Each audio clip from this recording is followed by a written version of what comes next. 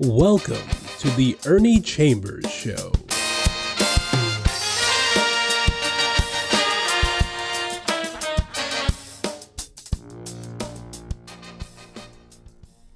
Brothers, sisters, friends, enemies, I'm going to get right into my subject.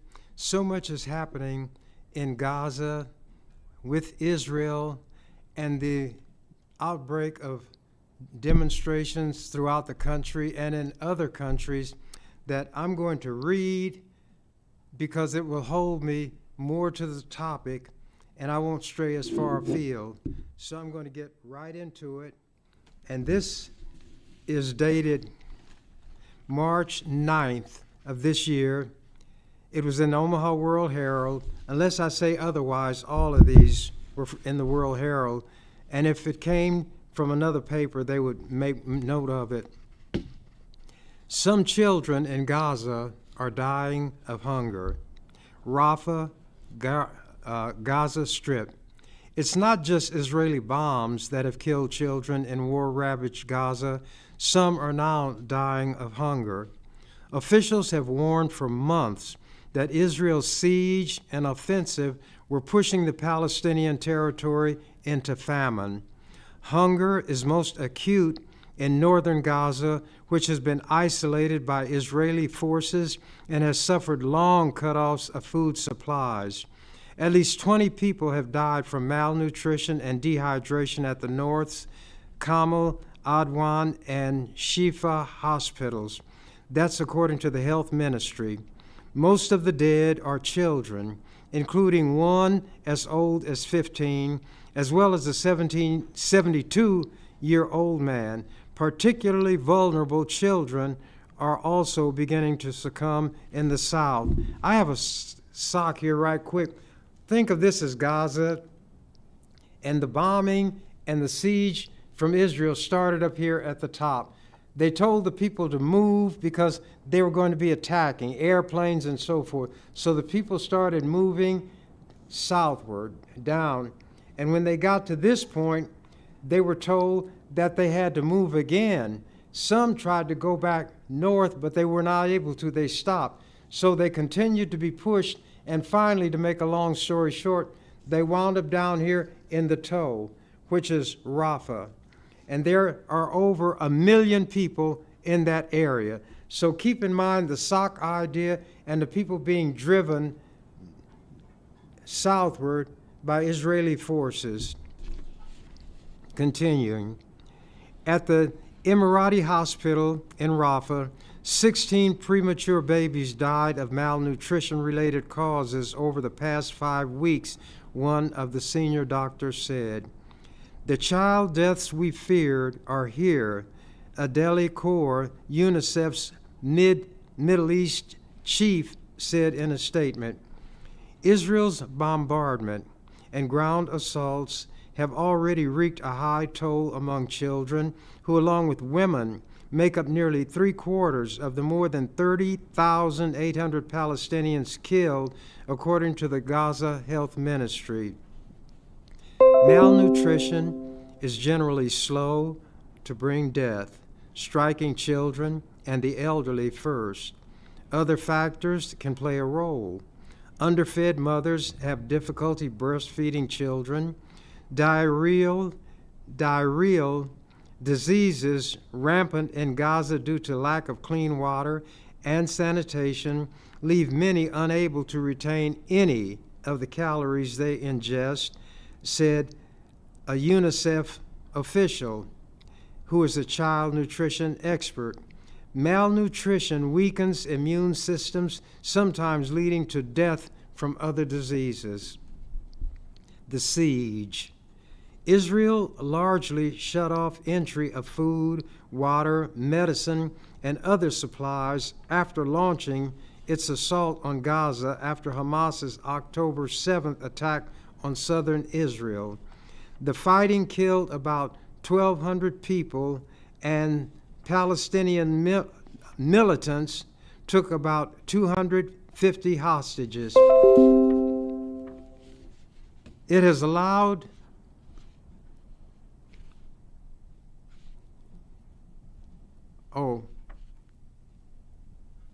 this is kind of botched. Distribution within Gaza has been crippled. UN officials say convoys are regularly turned back by Israeli forces.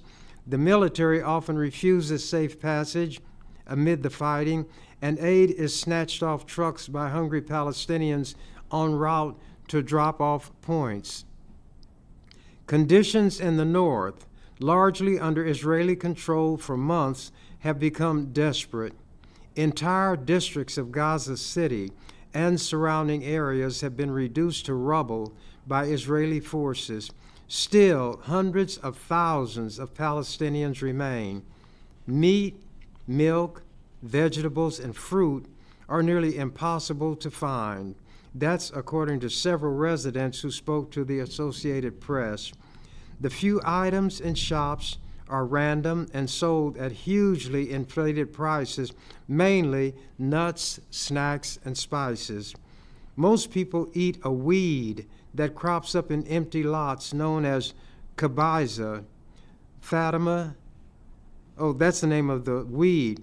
Fatima Shaheen, a 70-year-old who lives with her 2 sons and their children in northern Gaza, said this boiled weed is her main meal, and her family has also ground up food meant for rabbits to use as flour. Quote, "We are dying for a piece of bread," she said.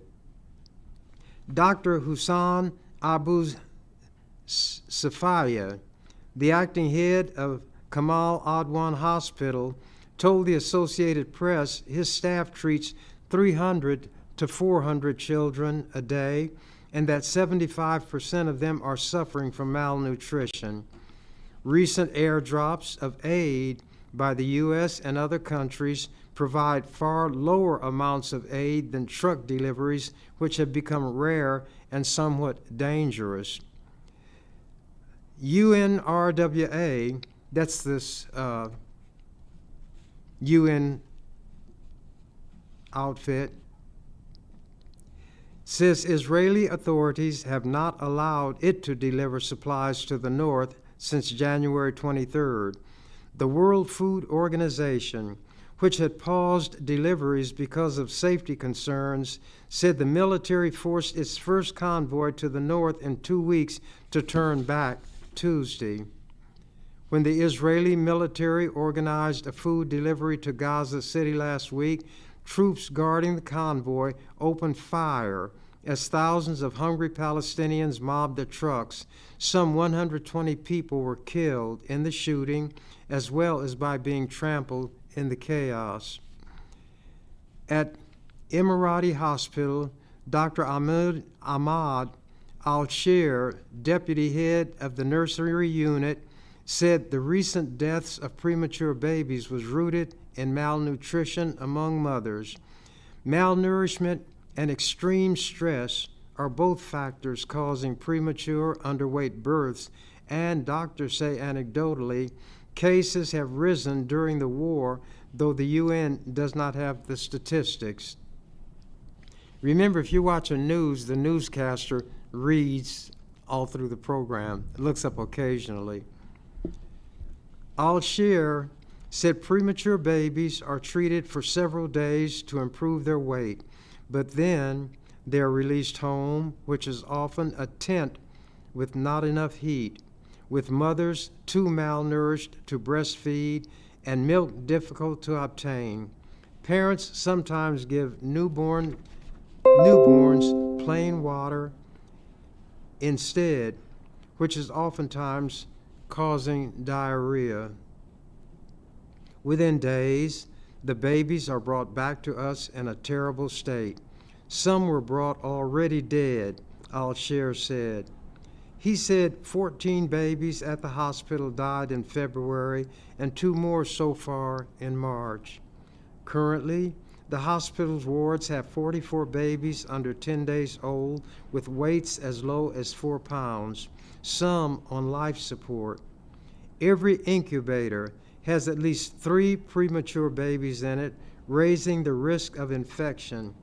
Al-Shir said he fears some will meet the same fate when returned home. Quote, "We treat them now but God knows what the future will be, he said. This article, May 9th, Biden warns Israel, U.S. aid at risk. President Joe Biden issued a stark warning to Israeli Prime Minister Benjamin Netanyahu on Thursday that future U.S. support for Israel's Gaza war depends on the swift implementation of new steps to protect civilians and aid workers. Biden and Netanyahu's roughly 30-minute call just days after Israeli airstrikes killed 7 food aid workers in Gaza added a new layer of complication to the leaders' increasing strained relationship. Biden's message marked a sharp change in his administration's steadfast support for Israel's war efforts, with the U.S. leader for the first time threatening to rethink his backing if Israel does not change its tactics and allow much more humanitarian aid into Gaza. The White House would not specify what could change about U.S. policy, but it could include altering military sales to Israel and America's diplomatic backup on the world stage. Netanyahu's office said earlier today that his security cabinet approved a series of, quote, immediate steps, unquote, to increase the flow of humanitarian aid into Gaza, including the reopening of a key crossing that was destroyed October 7th. Biden, quote, made clear the need for Israel to announce and implement a series of specific, concrete, and measurable steps to address civilian, humanitarian suffering, and the safety of aid workers, unquote, the White House said following the 30-minute call. Quote, he made clear that U.S. policy with respect to Gaza will be determined by our assessment of Israel's immediate action on these steps, unquote. Biden also told Netanyahu that an, quote, immediate ceasefire is essential and urged Israel to reach such an accord without delay, unquote. That's according to the White House, which described the conversation as direct and honest. Netanyahu's office said the Erez crossing, which for years served as the only passenger terminal for people to move in and out of Gaza, would be temporarily reopened. White House National Security Council spokesperson Andrea Watson welcomed those moves, adding, quote, as the president said today on the call, U.S. policy with respect to Gaza will be determined by our assessment of Israel's immediate action on these and other steps, including steps to protect innocent civilians and the safety of aid workers, Watson said. The leaders' conversation came as the World Central Kitchen, founded by restaurateur Jose Andres to provide food relief to disaster-stricken areas, called for an independent investigation into the Israeli strikes that killed 7 of the group's staff members, including an American citizen.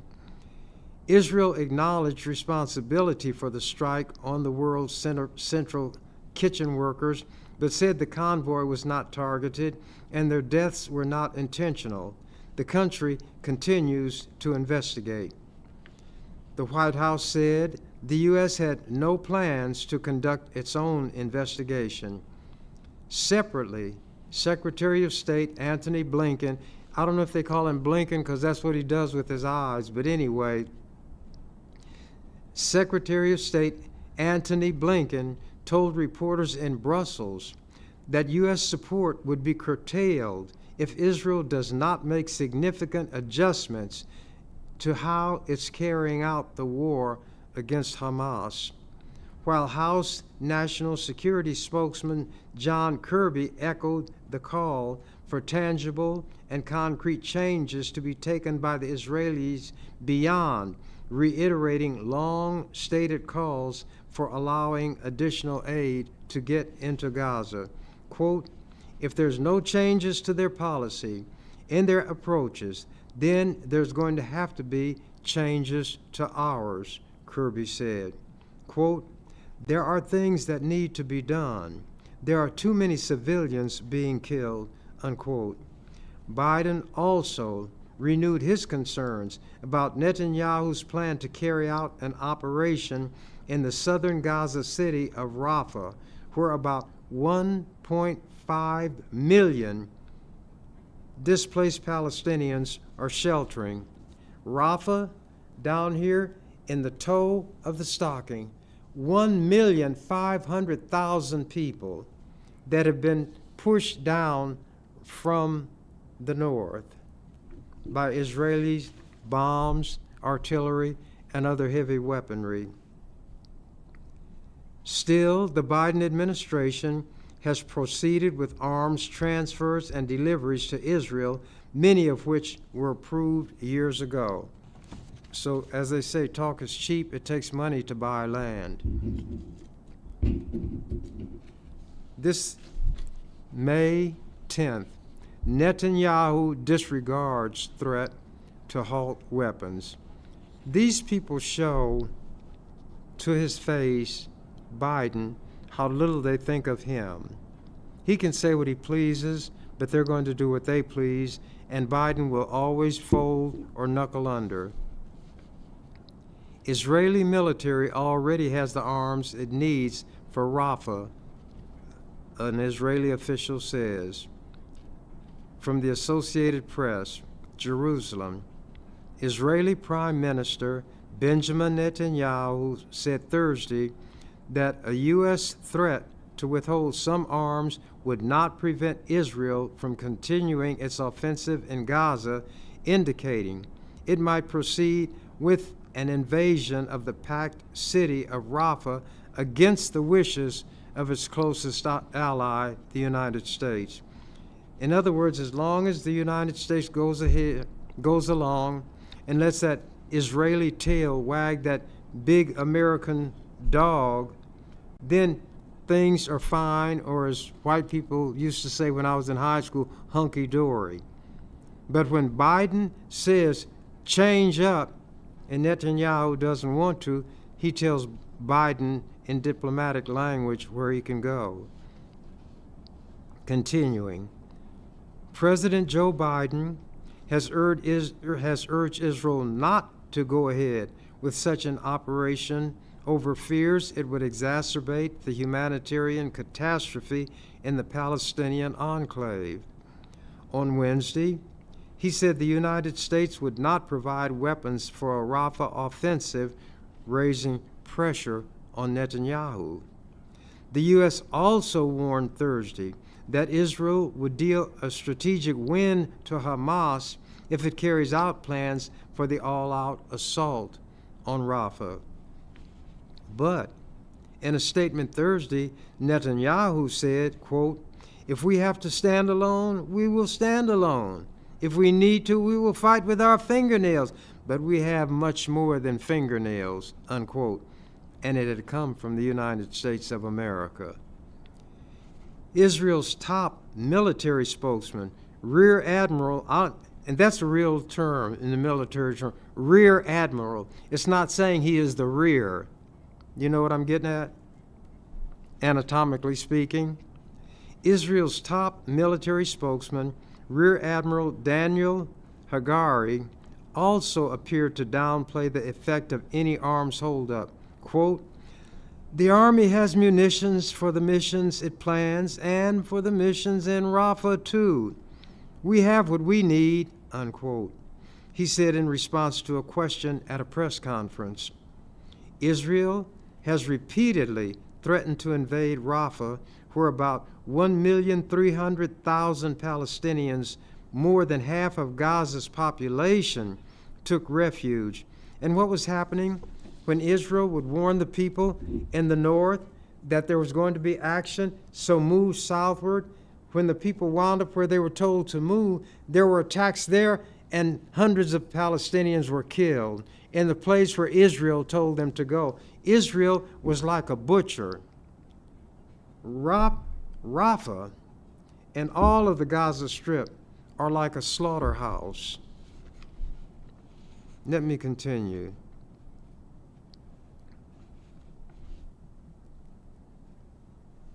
Israel has repeatedly threatened to invade Rafah, where about 1,300,000 Palestinians, more than half of Gaza's population, took refuge.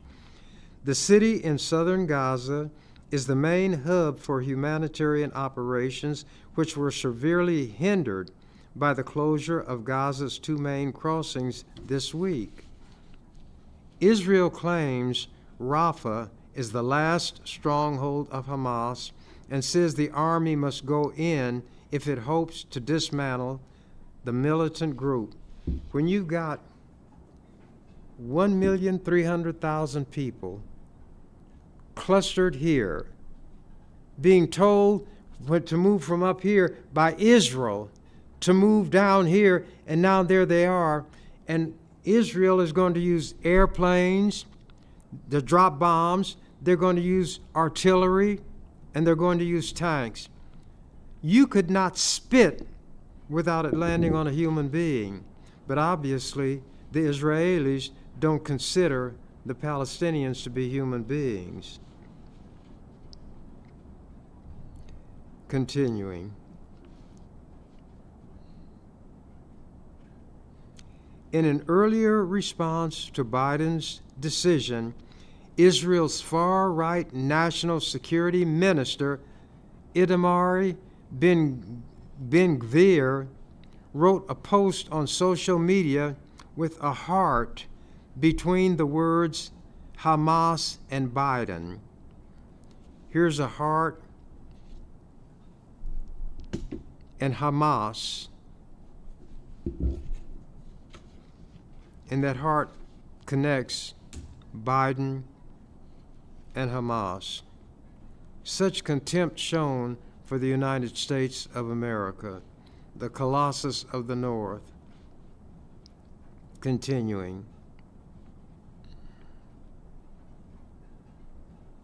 He and other ultranationalist members of Netanyahu's coalition support a large-scale Rafah operation and threaten to bring down Netanyahu's government if it doesn't happen.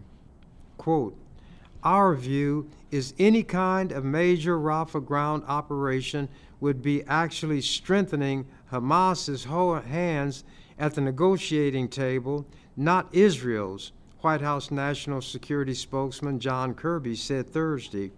He said more civilian deaths from an Israeli offensive would give more ammunition to Hamas's twisted narrative about Israel.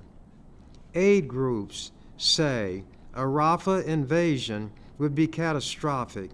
The UN says that most of Gaza's 2,300,000 Palestinians suffer from hunger and that northern Gaza is already experiencing, quote, full-blown famine, unquote. And this is at the hands of, quote, God's chosen people. Chosen for what? To do the work of Satan? Well, if that's it, they're certainly carrying it out effectively. Continuing.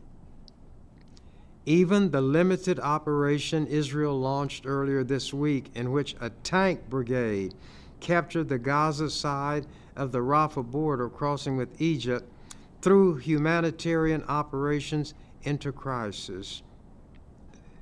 CIA Director Bill Burns and other delegations to the talks left Egypt without a deal Thursday. Kirby said it was too soon to know whether the aid holdup altered the Israeli calculus, but the U.S. was advising Israel on how it could defeat Hamas through more surgical operations. Some analysts said the rift between Biden and Netanyahu threatened to weaken Israel's negotiating position and harden Hamas's stances. Hamas demanded guarantees for an end to the war and a full Israeli withdrawal from Gaza as a part of any deal, steps Israel ruled out. Quote, "It sends a discordant message at a time when Hamas is holding out on a hostage deal in the hopes that pressure will grow on Israel and it will gain a ceasefire without having to give anything in return, unquote, said Israel Policy Forum, a pro-Israel organization based in New York. Now they're getting advice from New York on how to destroy the Palestinians, but nobody is criticizing that while criticizing students for protesting the viciousness of Israel against the Palestinians when they protest on and around university campuses. But it shows the power that the Jews have in this country. And remember, that is not every Jew. It's a collective word because they describe themselves collectively and they act collectively. So those who behave in this fashion get the label and deserve it. But if you walk with those who are lame, you yourself will learn to limp. And when you have all the outward signs, you are deemed by those who are observing to be one of those with whom you are associating, with whom you share all of these signs and characteristics. The UN Agency for Palestinian Refugees, known as UNRWA, said it only has enough stocks to maintain operations for a few days, and it began rationing. This is happening now. This is dated May 11th. The Biden administration said Friday that Israel's use of U.S.-provided weapons in Gaza likely violated international humanitarian law, but wartime conditions prevented U.S. officials from determining that for certain in specific airstrikes. And the headline of this, White House, Israel likely violated international law.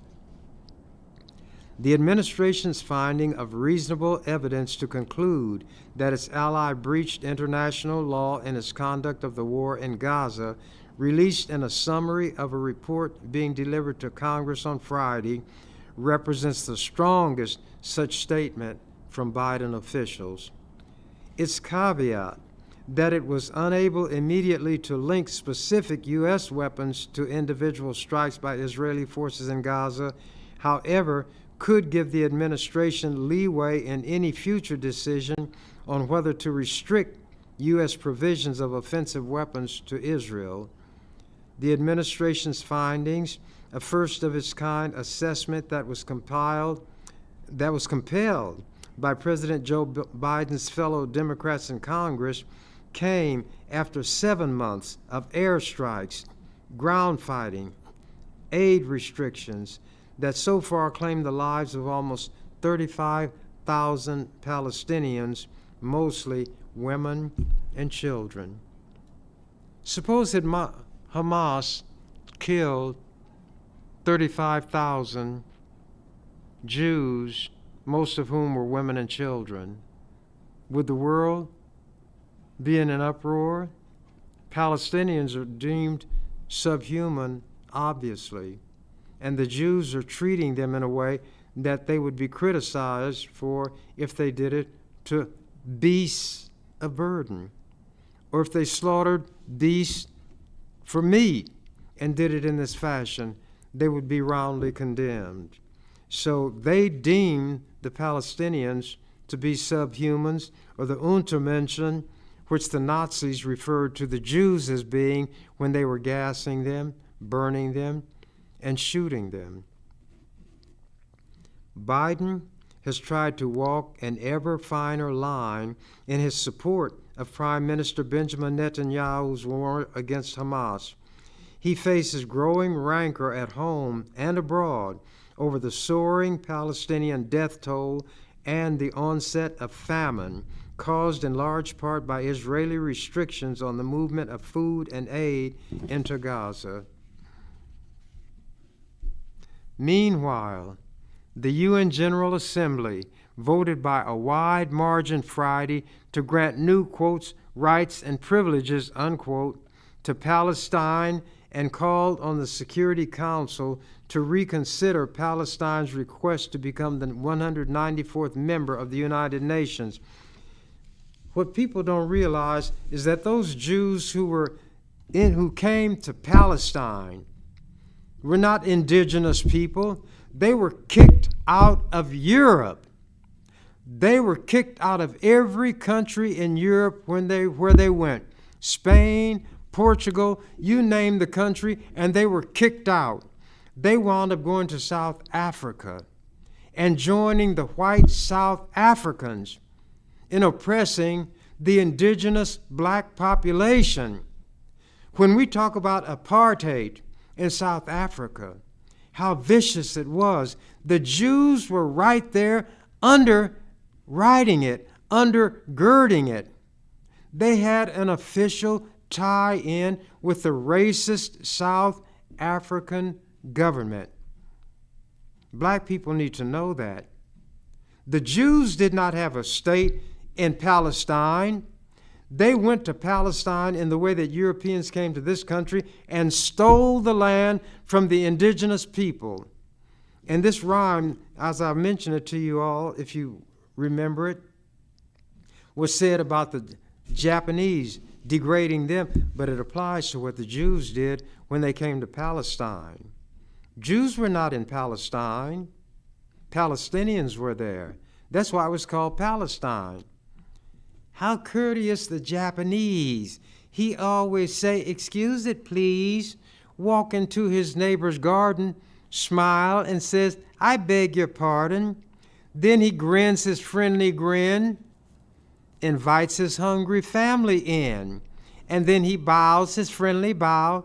"So sorry, this my garden now." That's what the Jews did when they went to Palestine. And they, in 1948, I'm not going to tell you what happened in 1948, but it was critical. A Jewish state did not exist. It's an artificial contrivance, a concoction that was built on the stolen land of the Palestinians. And just as in this country, the native people were placed on reservations and treated like subhumans. That was the model the Jews applied in Palestine to the Palestinians. And they maintained contact with South Africa.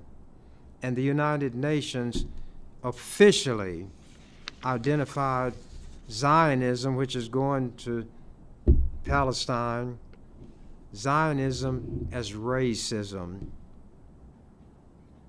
Malcolm X said, "History is the study best suited to reward our efforts." We should read. We need to understand. And when you see these students who are not doing on these campuses anything near to what the Jews are doing to the Palestinians, mainly women and children, yet the police are summoned. They're using these exploding grenades. They're using clubs. They're arresting. They're hog-tying students for exercising what they thought was their right to freedom of speech. But the Jews have a lot of power in this country, and they can counter-demonstrate, and nothing is done to them. There will come a day of reckoning.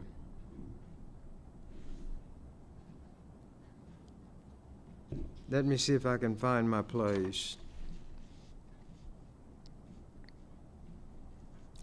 Meanwhile, the UN General Assembly voted by a wide margin Friday to grant new, quote, rights and privileges, unquote, to Palestine, and called on the Security Council to reconsider Palestine's request to become the 194th member of the United Nations. This article I'm reading from was May 11th. This is going on now. The world body approved the Arab and Palestinian-sponsored resolution by a vote of 143 to 9 with 25 abstentions. The United States, lapdog that it is, lackey running dog, the United States voted against it along with Israel, Argentina, Czechia, Hungary, Micronesia, Nauru, wherever that is, Palau, wherever that is, and Papua New Guinea. You see the kind of places who have a seat at the table in the UN, but not the Palestinians. The vote reflected the wide global support for full membership of Palestine in the United Nations, with many countries expressing outrage at the escalating death toll in Gaza and fears of a major Israeli offensive in Rafah. I don't use this kind of language. Hell is not a profane word, but it can be used as profanity.